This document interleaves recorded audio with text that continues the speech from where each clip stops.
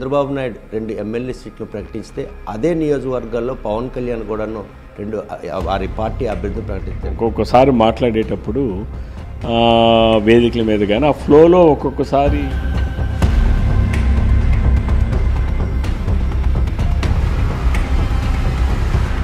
జనసేనలో అభ్యర్థులు ఎవరైనా గతంతో చూస్తే కనుక 5 నియోజకవర్గాలు పోటీ చేసిన వాళ్ళు ఈరోజు మళ్ళీ ఆశావాహులుగా ముందుకు వస్తున్నారు. వారికి ఏమైనా తెలుగుదేశం పార్టీ కార్యకర్త కూడా గతంలో వాళ్ళే బిహేవ్ చేస్తారని నేను అనుకోవడం. నాకు సీట్ వస్తుందా రాదా? ఈరోజు కాంగ్రెస్ పార్టీ రాష్ట్ర పగ్గాలు చేపట్టిన షర్మిల ఈరోజు ప్రత్యక్షం కావడం ఈ ఏ పరిణామాలు మీ పొత్తులు ఫలిస్తాయా లేకపోతే ఆమె రాక ఎవరికి వేటుపడే? వాళ్ళ అద్భుతరమే కాలేదు.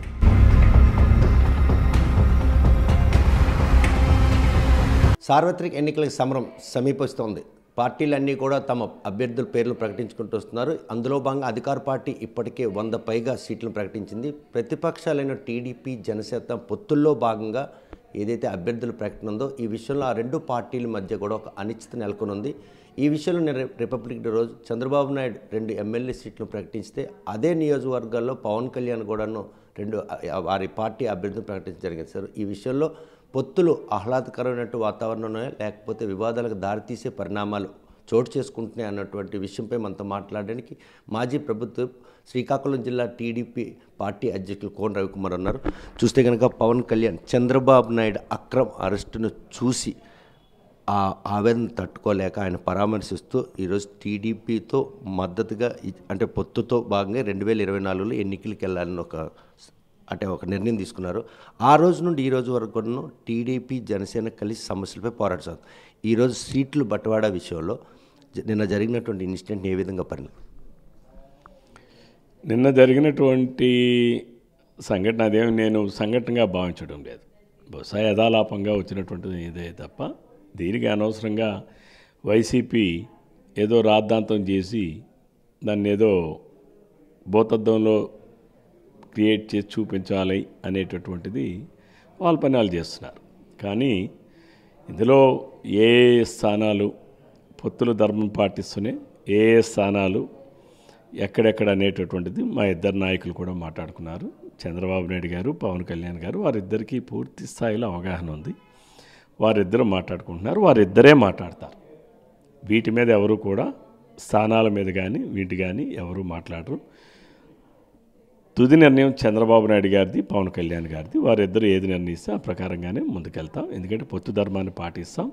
అయితే సహజంగా ఒక్కొక్కసారి మాట్లాడేటప్పుడు వేదికల మీద కానీ ఆ ఫ్లోలో ఒక్కొక్కసారి ఏదైనా పొరపాటున దొరలొచ్చే కానీ అదేదో కావాలని కానీ లేకపోతే అనాలని కానీ లేకపోతే పొత్తు ధర్మాన్ని లేకపోతే అగౌరవపరచాలని కానీ దాని ఉద్దేశం కాదు. చూస్తే కనుక ఈరోజు సిద్ధం అన్న కార్యక్రమాన్ని ఉత్తరాంధ్ర వేదికగా నిర్వహిస్తుంది అధికార పార్టీ.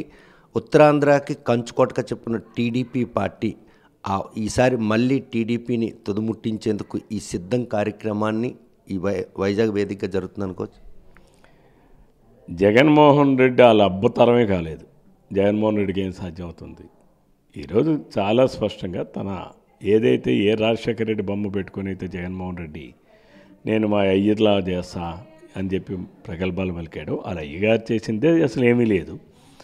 మా అయ్యి చేసిన దానికి ఇంకేదో నేను చేస్తా అని చెప్పి భ్రమలు కల్పించాడు. అయితే చనిపోయారు కాబట్టి రాజశేఖర రెడ్డి గారి మరణాన్ని మేము ఆ రకమైనటువంటి మరణాన్ని మేము దాని అందరూ కూడా బాధపడేటటువంటి విషయం అయినప్పటికీ కూడా ఆయన పరిపాలన అయితే నేనైతే సమర్థించను. ఎందుకంటే ఆయన పరిపాలనే దోపిడీ. ఆ దోపిడీ పరిపాలనే జగన్మోహన్ రెడ్డి కంటిన్యూ చేశాడు. ఆ రోజు జగన్మోహన్ రెడ్డి గారు 43,000 కోట్ల రూపాయలు అవినీతి చేశాడు, క్విట్ ప్రోకో చేశాడంటే ఎవరు ఆ రోజు పరిపాలిస్తున్నది? వాళ్ళ ఆయన. అంటే దోపిడీకి ఆజ్యం పోసింది, దోపిడీకి దారి తీసింది, దోపిడీకి పరిపాలన చేసింది ఆ రోజుల్లో రాజశేఖర రెడ్డి గారు కాంగ్రెస్ పార్టీలో ఉంటూనే. కాబట్టి తన పైన తండ్రి అధికారాన్ని అడ్డం పెట్టుకుని జగన్మోహన్ రెడ్డి గారు దోపిడీ చేశాడని చెప్పి చాలా స్పష్టంగా ఇచ్చింది. ఒక దశలో సిబిఐలో వేసినటువంటి ఛార్జ్షీట్లో కానీ ఇంట్లో కానీ రాజశేఖర రెడ్డి గారి పేరు కూడా నమోదు చేయడం జరిగింది. ఇది ఇన్వెస్టిగేషన్ ప్రొసీజర్స్, ఎవరుంటే వాళ్ళని పెడతారు. ఈరోజు నిర్వహిస్తున్న ఆ సభను ఏ విధంగా మీరు పరిగణనలు తీసుకుంటారు? వాళ్ళు ఎన్నికలు ఓడిపోవడానికి సిద్ధంగా ఉన్నాం అనేది అందుకే సిద్ధం చేసుకుంటున్నారు, మెంటల్గా ప్రిపేర్ అవుతున్నారు. వాళ్ళు 50,000 మంది కూడా వాళ్ళు కూర్చునే గ్రౌండ్లో 50,000 మంది కూడా పట్టారు, అసలు నిల్చోడానికి కూడా అవకాశం లేదు. అటువంటి గ్రౌండ్లో పెట్టి నేను 3 లక్షల మందిని అంటే యాడ్ పెడతాడు. ఇప్పుడు మేము యువగలం సభ పెట్టాం, మేము పెట్టినటువంటి సభ ప్రాంగణమే 3 లక్షల మంది పట్టేటటువంటి ప్రాంగణం. ఇంకా దానిపైన రోడ్లపైన ఉన్నారు, లేక ఇంకో 2 లక్షల మంది ఉన్నారు, ఇంకో 3 లక్షల మంది ఉన్నారు. That is different thing. Jaganmohan Reddy బస్సులు వేసుకొని ఈరోజు ఆర్టీసీ వాళ్ళు ఉండాలి, చెప్పాలా ఎండీ, సిగ్గు లేకుండా ఎండీలు కూడా ఐఏఎస్ ఆఫీసర్లు కూడా ఒక కార్పొరేషన్కి ఎండీగా ఉండి ఐపీఎస్ ఆఫీసర్ అయ్యి ఉండి ఇంత స్థాయికి దిగజారడం ఏంటి? ఆ రోజు తెలుగుదేశం పార్టీ బస్సులు అడిగాం, డబ్బులు కడతా ఉన్నాం, ఏం మా డబ్బులు కావా? ఈరోజు వైఎస్ఆర్సీపీ పార్టీ ఆర్టీసీ బస్సులను ఎలా ఉపయోగిస్తుంది? మరి రాజకీయ పార్టీ కార్యక్రమాలకు ఎలా ఇచ్చాడు ఈరోజు ఆర్టీసీ ఎండీ? ఏ రకంగా ఇస్తాడు? అంటే మాకొక రూలు వాడికి ఒక రూలా? అంటే మా ప్రతిపక్ష పార్టీలకు ఒక రూలు, అధికార పక్షానికి ఒక రూలా? ఆర్టీసీ ఎండీగా ఉండడానికి ఎండీకి సిగ్గు లేదు. కార్పొరేషన్ తాలూకా ఆదాయాన్ని పెంచాలి, కార్పొరేషన్ ఏమో బలోపేతం చేయాలని ఇంగితజ్ఞానం ఆ ఎండీకి ఉండాలి కదా. ఇలాంటి అధికారులు అంటే నీచ స్థాయి, ఎంత స్థాయి అంటే ఒక ఐఏఎస్ ఆఫీసర్లు అయి ఉండి దొంగ ఓట్లు ప్రింటింగ్ కార్డులు చేసుకోవడానికి పాస్వర్డ్లు లాగిన్లు ఇచ్చారు, అది దొరికాడు కాబట్టి ఆయన దొంగ. ఇలాంటి దొరకనటువంటి ఐఏఎస్ ఐపీఎస్ ఆఫీసర్లు ఇప్పుడు ప్రభుత్వంలో ఇంచుమించుగా ఒక 40-50 మంది ఉన్నారు. 40-50 మంది ఉన్నారు. బెస్ట్ ఎగ్జాంపుల్ ఈరోజు ఆర్టీసీ ఎండీ తీసుకున్న నిర్ణయం. మేము కడతాం, నీకు డబ్బులు కావా? లేకపోతే జనసేన పార్టీ కడతాం, నువ్వు డబ్బులు కావా? మరి మేము కడతామంటే ఎందుకు ఇవ్వలేదు మాకు? ఈరోజు వైసీపీ పార్టీకి ఎలా ఇస్తాడు ఎండీ? ఆర్టీసీ ఆదాయాన్ని పెంచాల్సిన బాధ్యత ఆయనకు లేదా? మేము కడితే ఆదాయం కాదా అది? అంటే ఇలాంటి అధికారులు ఏ స్థాయికైనా దిగజారి ప్రవర్తిస్తారు. ఇలాంటి వాళ్ళ వలన అసలు రాజ్యాంగ స్ఫూర్తి దెబ్బతింటుంది. పొత్తుల్లో భాగంగా శ్రీకాకుళం జిల్లాలో జనసేనకి ఈ నియోజకవర్గాలు కేటాయించేందుకు మీ అంటే జిల్లా అధ్యక్షులుగా మీకంటూ ఏమైనా ఒక అసెస్మెంట్ ఉంది? నేను చాలా స్పష్టంగా ఇందాకే చెప్పా, చంద్రబాబు నాయుడు గారు, పవన్ కళ్యాణ్ గారు వారిరువురు తీసుకున్న నిర్ణయానికి శ్రీకాకుళం పార్లమెంట్లో ఉన్నటువంటి 7 నియోజకవర్గాలు సిద్ధం. అంతెందుకండి, నా ఆమదాలవలస నియోజకవర్గం పవన్ కళ్యాణ్ గారు పోటీ చేస్తానంటే నేను ఆహ్వానిస్తాను. ఎందుకంటే మా పొత్తులో ధర్మం, పొత్తు అంటేనే ఒకరి అభిప్రాయాన్ని ఒకరు గౌరవించడం, ఒకరి వాస్తవ రూపంగా అంటే వాస్తవాలకు దగ్గరగా. మనం ఏదో పొత్తుల్లో ఉన్నాం కాబట్టి ఎవరిని పడితే వాళ్ళనేది కాకుండా మనం అల్టిమేట్గా ఆ అభ్యర్థి జనసేన అభ్యర్థి అక్కడ గెలిచే అవకాశం ఉందంటే జనసేన అభ్యర్థి, తెలుగుదేశం అభ్యర్థి గెలిచే అవకాశం ఉందంటే తెలుగుదేశం అభ్యర్థి. పరిస్థితులు జనసేనలో అభ్యర్థులు ఎవరైనా గతంతో చూస్తే కనుక 5 నియోజకవర్గాలు పోటీ చేసిన వాళ్ళు ఈరోజు మళ్ళీ ఆశావాహులుగా ముందుకు వస్తున్నారు. వారికి ఏమైనా అవకాశం ఉందో శ్రీకాకుళం జిల్లా? అంటే పవన్ కళ్యాణ్ గారు చాలా స్పష్టంగా అనేక సందర్భాల్లో అనేక రూపాల్లో నిన్న ఈవెన్ రిపబ్లిక్ డే రోజు కూడా ఆయన చెప్పింది ఏంటంటే వైసీపీ రహిత ఆంధ్రప్రదేశ్ రాష్ట్రం. వైసీపీ రహిత ఆంధ్రప్రదేశ్ రాష్ట్రం అంటే దాని అర్థం ఏంటి? 175కి 175 నియోజకవర్గాల్లో కూడా తెలుగుదేశం జనసేన గెలవాలి. జగన్మోహన్ రెడ్డి రహిత ఆంధ్రప్రదేశ్ రాష్ట్రం అంటే జగన్మోహన్ రెడ్డిని మళ్ళీ ఆంధ్రప్రదేశ్ రాష్ట్రం నుంచి తరివేయాలి. అది ఎప్పుడు సాధ్యం? 175కి 175 స్థానాలు కూడా తెలుగుదేశం జనసేన గెలిచినప్పుడు అది సాధ్యం. కాబట్టి ఈరోజు జనసేనలో ఉన్నటువంటి నాయకులు కావచ్చు, కార్యకర్తలు కావచ్చు, అభిమానులు కావచ్చు, లేదా తెలుగుదేశం పార్టీలో ఉన్నటువంటి నాయకులు కావచ్చు, అభిమానులు కావచ్చు, కార్యకర్తలు కావచ్చు, ఎవరైనా సరే పొత్తు ధర్మాన్ని పాటిస్తూనే గెలిపే ప్రాతిపదిక. నేను ఇందాక చెప్పా, జనసేన అభ్యర్థి మా ఆంధ్రప్రదేశ్లో గెలుస్తారు, రవికుమార్ గారి కన్నా బెటర్ క్యాండిడేట్ అన్నప్పుడు తప్పనిసరిగా అక్కడ ఆహ్వానించాలి. లేదు అక్కడ ఒకవేళ తెలుగుదేశం పార్టీ అభ్యర్థి బెటర్ క్యాండిడేటు జనసేన అభ్యర్థి కన్నా అన్నప్పుడు తెలుగుదేశం అభ్యర్థిని ఆహ్వానించాలి. ఇటువంటి పరిణామం 2014లో కూడా బీజేపీతో టీడీపీ పొత్తుల్లో భాగంగా ఎన్నికలకు వెళ్ళినప్పుడు మాత్రం 2 నియోజకవర్గాల పేర్లు ప్రతిపాదించిందే తడవుగా టీడీపీ అభిమానులందరూ ఆ రోజు దేవాలయంగా భావించిన ప్రజాసాధారణ పూర్తిగా ధ్వంసం చేసినట్టు ఆగ్రహం కూడా. ఈరోజు 2024లో అటువంటి పరిణామాలు ఏమైనా చోటు చూసుకునే అవకాశం ఉంది? అంటే నాకు తెలిసి ఏ తెలుగుదేశం పార్టీ కార్యకర్త కూడా గతంలో వల్లే బిహేవ్ చేస్తారని నేను అనుకోవడం లేదు. ఎందుకనంటే ఈరోజు మా అందరి లక్ష్యం అరాచక పాలన అంతమొందించాలి. ఈరోజు నాకు సీట్ వస్తుందా రాదా, లేకపోతే నేను ఎమ్మెల్యేని అవుతానా లేదా అనేది కాదు. ఈ రాష్ట్రం బాగుండాలి. రాష్ట్రం బాగుండడం కోసమే తెలుగుదేశం పార్టీ జనసేన పొత్తులో పెట్టుకున్నాం.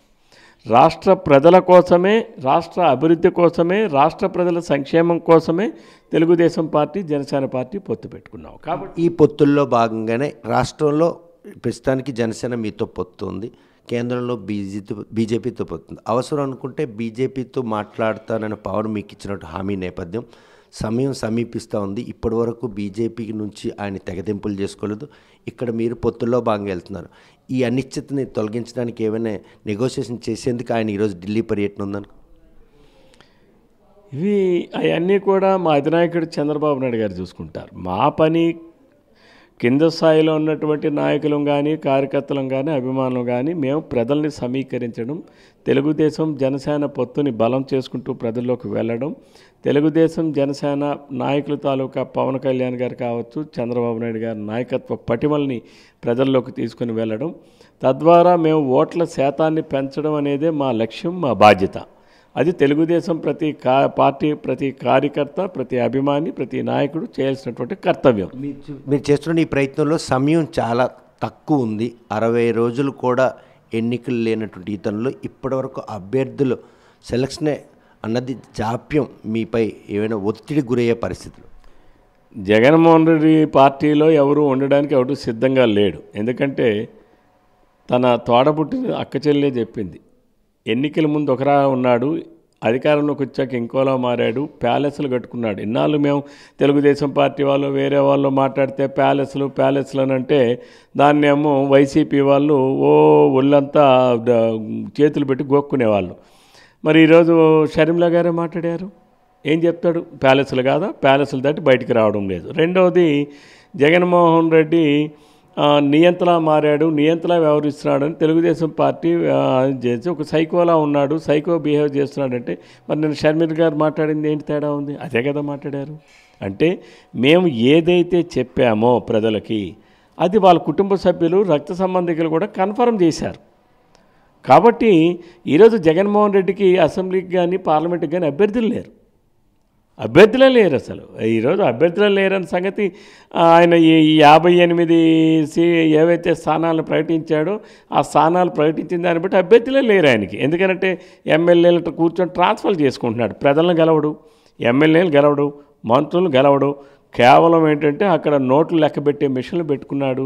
సాయంకాలం అయ్యేసరికి డబ్బులు రావాలి, మిషన్లు లెక్క పెట్టుకుంటాడు. 7 అయ్యేసరికి ఇంటికి పోతాడు. పబ్జీ గేమ్ 1 గంట సేపు ఆడుకుంటాడు. 1 గంట 2 గంటలు ప్రతిరోజు ప్యాలెస్కి చేరేటటువంటి 100 కోట్ల రూపాయలు లెక్క పెట్టుకుంటున్నాడు. అదే కదా ఆయన చేసింది. ఏంటి, ఆయన ఎక్కడికైనా బయటకు వెళ్తే ఏదైనా ప్రోగ్రాం ప్రజలను కలుస్తున్నాడా? లేదు. ఆయన ఇంటికి వస్తే ప్రజలు ఏమైనా కలుస్తున్నాడా? లేదే. పట్టుమని అసలు ఈ 5 సంవత్సరాల కాలంలో జగన్మోహన్ రెడ్డి పట్టుమని ఒక 10 మంది సామాన్యమైన ప్రజలను నేను కలిశాను, సామాన్యమైన ప్రజల సమస్యలు విన్నాను, 10 మంది సామాన్యమైన ప్రజల సమస్యలు పరిష్కరించాను అని చెప్పడానికి ఒక్క సంఘటన మీరు మీడియా ద్వారా నిరూపించండి. నేను సాక్షినైనా అడుగుతున్నా, సాక్షి పేపరు, సాక్షి ఛానల్ను కూడా అడుగుతున్నా, భారతీరెడ్డి గారిని అడుగుతున్నా. ఎందుకంటే she is MD of that. ఎందుకంటే ఎలాంటి వాడంటే జగన్మోహన్ రెడ్డి సైకో అని ఎందుకన్నామంటే, భారతీరెడ్డి గారు, జగన్మోహన్ రెడ్డి గారు నా భర్త గెలవాలి, నా భర్త పార్టీ అధికారంలోకి రావాలని ప్రజల్లోకి వెళ్ళేటప్పుడు నేను అమ్మఒడి ఎంతమంది విద్యార్థులు ఉంటే మీ ఇంట్లో అంతమంది పిల్లలకి ఇస్తామని చెప్పాడు. కానీ జగన్మోహన్ రెడ్డి గారు ఏం చేశాడు? ఆవిడ చెప్పడమా, భారతీరెడ్డి చెప్పడమా, నేను ఇవ్వడమా అని చెప్పి ఏం చేశాడు? లేదు ఇంట్లో ఒకరికే ఇస్తాం, అది కూడా పిల్లాడికేమో తల్లికి ఇస్తామని చెప్పి మాట మార్చాడు. 15,000 ఏమో 13,000 ఇస్తామని మాట మార్చాడు. ఎందుకు మాట మార్చాడు? భారతీరెడ్డి జనంలోకి వెళ్ళి అందరికీ ఇస్తాము, 15,000 ఇస్తామని చెప్పింది కాబట్టి అది ఉండకూడదు. ఎందుకు? చంద్రబాబు నాయుడు గారు పోలవరం నిర్మిస్తే చంద్రబాబు నాయుడు గారి పేరు వస్తుంది, పూర్తి చేస్తే అమరావతి రాజధాని నిర్మాణం పూర్తి చేస్తే చంద్రబాబు నాయుడు గారి పేరు వస్తుంది. కాబట్టి అవి చేయకూడదు. షర్మిల పేరును మీరు ప్రస్తావించారు కాబట్టి 4 సంవత్సరాల 8 నెలల వరకు టీడీపీ వర్సెస్ వైసీపీ 2024లో అంటే ప్రధాన పార్టీలు ప్రత్యర్థులు అనుకున్నారు. అనూహ్య నేపథ్యంలో జనసేన మీతో పొత్తులో రావడం, ఈరోజు కాంగ్రెస్ పార్టీ రాష్ట్ర పగ్గాలు చేపట్టిన షర్మిల ఈరోజు ప్రత్యక్షం కావడం, ఈ ఏ పరిణామాలు మీ పొత్తులు ఫలిస్తాయా, లేకపోతే ఆమె రాక ఎవరికి వేటుపడే అవకాశం? మీకు షర్మిల రాక అనేటటువంటిది అది కాంగ్రెస్ పార్టీ విషయం, జగన్మోహన్ రెడ్డి కుటుంబ విషయం. అది జగన్మోహన్ రెడ్డి కూడా రేపు ఓ రోజు వెనక ముందో పార్టీ తలుపులు మూసి కాంగ్రెస్ పార్టీలోకి పోవాల్సిందే. There is no alternative. లేదా బీజేపీ పార్టీలోకి పోవాల్సింది. జగన్మోహన్ రెడ్డి పార్టీ అనేటటువంటిది మనగలగదు. ఎందుకనంటే ఆ పార్టీకి ఒక రూపం లేదు. ఒక అదేదో రంగు రుచి వాసన లేని టీ లాంటిది వైఎస్ఆర్సీపీ పార్టీ అంటే. వైఎస్ఆర్సీపీ పార్టీ అంటే మా పార్టీ పేరు యువజన, శ్రామిక, రైతు అని చెప్పి మాట్లాడతారు. ఫోటో ఏమో వైఎస్ఆర్ రాజశేఖర రెడ్డి ఫోటో వేస్తారు. అంటే ఏంటి? అంతా కుట్ర, కుతంత్రం. కుట్రతో కుతంత్రంతో ఏర్పడినటువంటి పార్టీ అది. తండ్రి శవం మీద పెట్టుకున్నటువంటి పార్టీ. శవాల మీద పెట్టుకున్న పార్టీ ఎంతసేపు ఉంటుందండి? ఏదో ప్రజలు ఒక అపోహను నమ్మారు. ఒక్కొక్కసారి ఎంతటి వాళ్ళమైనా నమ్ముతాం. అటు బీయింగ్ ఏ హ్యూమన్ బీయింగ్. కాబట్టి ఆ నమ్మకాన్ని జగన్మోహన్ రెడ్డి ఒకసారి చూపించాడు. ఇక రేపు జగన్మోహన్ రెడ్డి పార్టీ కూడా ఈ రాష్ట్రంలో ఫినిష్. ఆ రోజు ఎలాగైతే ఆస్తుల కోసం జగన్మోహన్ రెడ్డి ఈ స్థాయికి మమ్మల్ని తెచ్చాడని చెప్పి షర్మిల మాట్లాడారు. మా తల్లికి తెలుసు అన్నారు, దేవుడికి తెలుసు అన్నారు. కాబట్టి అంటే దాని అర్థం ఏంటి? ఆమె తెలంగాణకి వెళ్ళారు, కాంగ్రెస్ పార్టీలోకి చేరిపోయారు. ఇప్పుడు కాంగ్రెస్ పార్టీ అధ్యక్షురాలుగా ఉన్నారు. సరే, ఆ పార్టీని ఈ వైఎస్ఆర్సీపీ పార్టీ అంటేనే కాంగ్రెస్ పార్టీ. ఎందుకంటే ఆ పేర్లో కూడా కాంగ్రెస్ అని ఉంది. ఎందుకు పెట్టుకున్నాడు కాంగ్రెస్ అని? సిగ్గు లజ్జ ఉంటే జగన్మోహన్ రెడ్డి మాటలు మాట్లాడుతున్నాడు. కాంగ్రెస్ అని ఎందుకు తేలిచ్చాడు? కాంగ్రెస్ అని తేలించకుండా ఉండలేకపోయాడా? అంటే ఏంటి? కాంగ్రెస్ పార్టీని రెండు తప్పిదాలు చేసింది.